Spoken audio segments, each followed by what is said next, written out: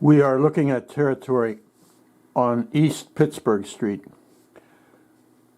We've seen this before in the previous presentation. Maple Avenue is here. This is Pittsburgh Street. This is the place where, in the present tense, Allwine Street does now run, but we're looking at a period of time when there was no Allwine Street there. And things were very much different than the way they are now. On this downhill corner of where Allwine Street now meets Pittsburgh Street, and recall, there was no Allwine Street there then. There was a brewery, and we'll see a little bit of information from that. Now, uphill a bit, we are just above the alley behind the YMCA, this building here. We'll see some more on that. This building here is right on the corner of Maple Avenue and Pittsburgh Street, the southwest corner. This is an advertisement from the time when Eli Calder and Thomas Reed were running a brewery down there, right below where Allwine Avenue now intersects with Pittsburgh Street. This was 1818. Calder and Reed ran a brewery there and eventually had a big falling out and sued one another. Usually no one loses or wins those things. They were making beer out of barley, it would seem, and they were using hops in the process. Hops were used for flavor. You could ferment barley or wheat or rye, and once it's fermented, it's drinkable, but it's usually not very palatable. Over the years, thousands of years, various things have been tried to flavor beer, and hops is one of the more popular items that's used for that purpose. As we go uphill, we see the McCaskey brothers, John and James. They were the guys who built things with stone. They were masons. They built a building on the corner of the alley behind the YMCA and Pittsburgh Street, and it used to sit where the YMCA now sits, the back part of it.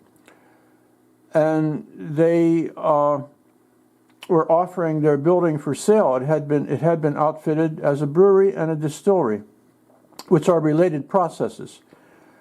If you look at the plans for a distillery, you usually see a beer well in there, because you have to start the fermentation process somewhere, and you put barley, rye, or wheat in there and start to get it fermenting, and then once it's fermented, then you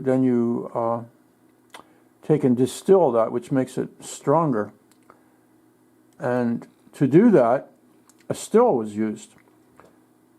This is the kind of still that was used back then. As a matter of fact, this was one of the father of our country's stills. This was George Washington's still at Mount Vernon. And when we recall that George Washington rode out in the head of a army coming out this way to put down the guys who didn't want to pay tax on their liquor that they were making, a person can't help wondering how much tax George Washington was paying on the products of his stills. This takes us uphill to the southwest corner of Pittsburgh Street and Maple Avenue, where the Becks were blacksmiths. They were blacksmiths on that corner. The Becks also made powder, gunpowder, another staple. Now you think about the staples in that environment: gunpowder and liquor. Another one was salt, and the Becks in the southern part of Westmoreland, actually Hempfield Township, were making salt down there from extracting water from the earth and extracting salt from it. And I would like to put a picture of one of the Beck blacksmiths here, but I have none. The only picture of a blacksmith in the old town that I have ever found was this picture of Timothy Jennings, who had his smith shop over in the other side of town, over in what we talked about as Dutch Town. Timothy worked as a smith over there in Christian Pershing's old manufactory. After him, his son John Jennings worked there as a smith.